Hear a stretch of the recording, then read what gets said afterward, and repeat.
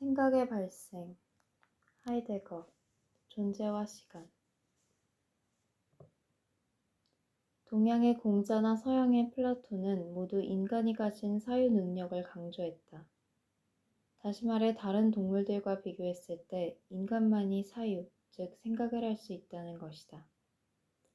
분명 옳은 지적이다. 사실 우리의 삶은 수많은 생각으로 이루어진다. 예를 들어 오늘 하루를 되돌아보자. 오늘 점심은 무엇을 먹을까? 스파게티를 먹을까? 아니면 추어탕을 먹을까? 오늘 거래처 사람은 어떤 사람일까? 오늘 피곤한데 그가 술을 좋아하면 어떡하지? 이번 선거에서는 누구를 찍을까? 집사람 생일 선물로 무엇을 사주는 것이 좋을까? 이번 휴가는 어디에서 보낼까? 부동산 가격이 언제쯤 안정될까? 등등. 그러나 여기서 우리가 쉽게 간과하고 있는 것이 있다. 인간은 분명 생각하는 존재이기는 하지만 인간이 항상 생각하는 것은 아니라는 놀라운 사실이다. 예를 들어 업무를 마치고 사무실을 떠나려고 할 때를 떠올려보자. 혹시 다음과 같은 생각을 하며 사무실을 떠나는 사람이 있을까? 이제 자리에서 일어나야 한다. 퇴근 시간이 다 되었기 때문이다. 책상 위를 정리하고 옷을 바로잡자. 그리고 일어나서 20m 전방에 있는 문까지 걸어가는 거다. 그리고 손잡이를 오른쪽으로 돌려야 한다. 왼쪽으로 돌리면 문이 열리지 않기 때문이다. 아마 이런 생각을 하면서 퇴근하는 사람은 거의 없을 것이다. 대부분의 사람들은 사무실의 시계를 보고 별 생각 없이 업무를 정리하고 별 생각 없이 옷을 걸치고 별 생각 없이 문으로 가서 별 생각 없이 손잡이를 오른쪽으로 돌리고 사무실에 나설 것이기 때문이다. 방금 살펴본 사례가 보여주는 것처럼 우리가 항상 생각하고 있는 것은 아니다. 그렇다면 우리는 언제 생각하게 되는 것일까? 그것은 다음과 같은 경우일 것이다. 퇴근 시간이 되었는데도 아무도 자리를 뜨려고 하지 않을 때가 있다. 이 경우 우리는 생각한다. 도대체 무슨 일이지? 나만 모르는 일이 회사에 있는 건가? 혹은 옷을 입으려는데 옷이 보이지 않을 때가 있다. 이 경우 우리는 생각한다. 뭐야, 누가 내 옷을 가지고 간 건가? 아니면 점심 식사 때 식당에 두고 온 걸까? 혹은 손잡이를 오른쪽으로 돌렸는데 문이 열리지 않을 때가 있다. 이 경우 우리는 생각한다. 문이 열리지 않네. 어떻게 된 거야? 고장이 난 건가? 왼쪽으로 돌려야 열리는 손잡이로 바뀐 것일까? 여기서 우리는 얼핏 생각이란 것의 비밀이 무엇인지, 정확히 말해 생각이 언제 발생하게 되는지에 대한 해답을 짐작할 수 있다. 생각은 오직 기대하지 않았던 사건과 조우할 때에만 발생하는 것이다. 바로 이 대목에서 우리는 하이데거라는 현대 철학자로부터 도움을 받을 수 있다.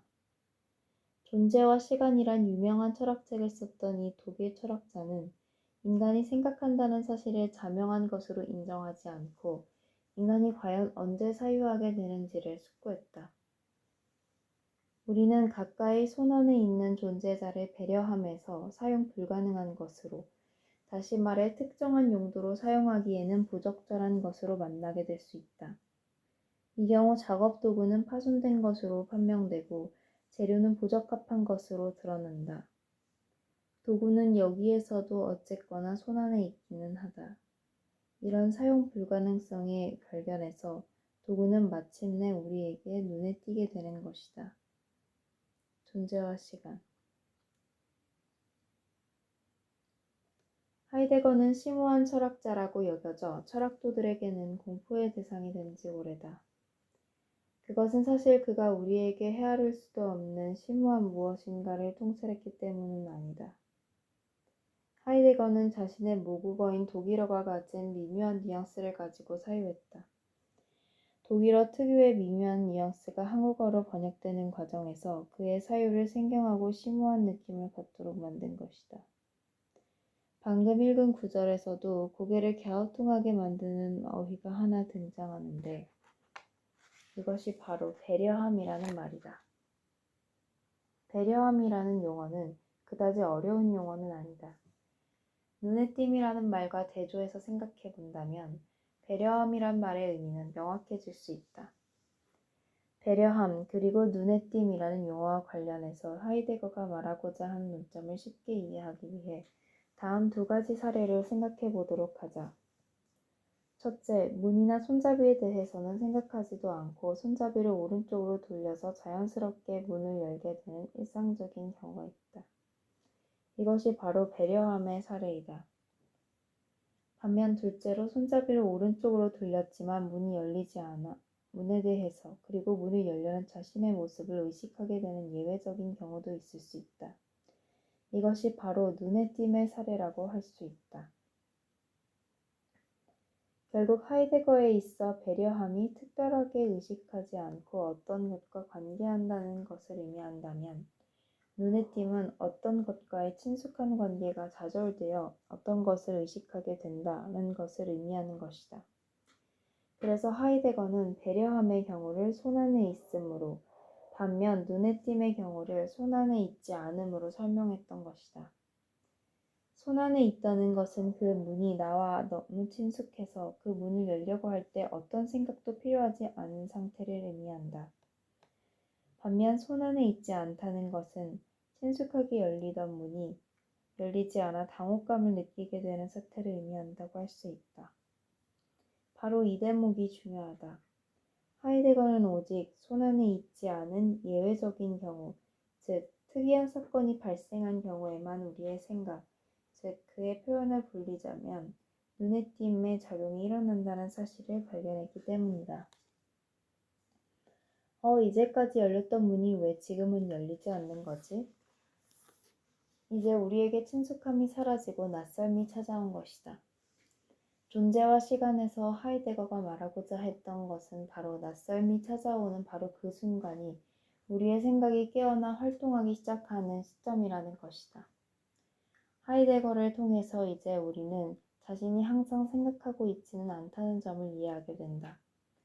분명 우리는 생각을 하기는 하지만 그것은 항상 예상치 못한 사건과의 조우를 통해서만 이루어지기 때문이다.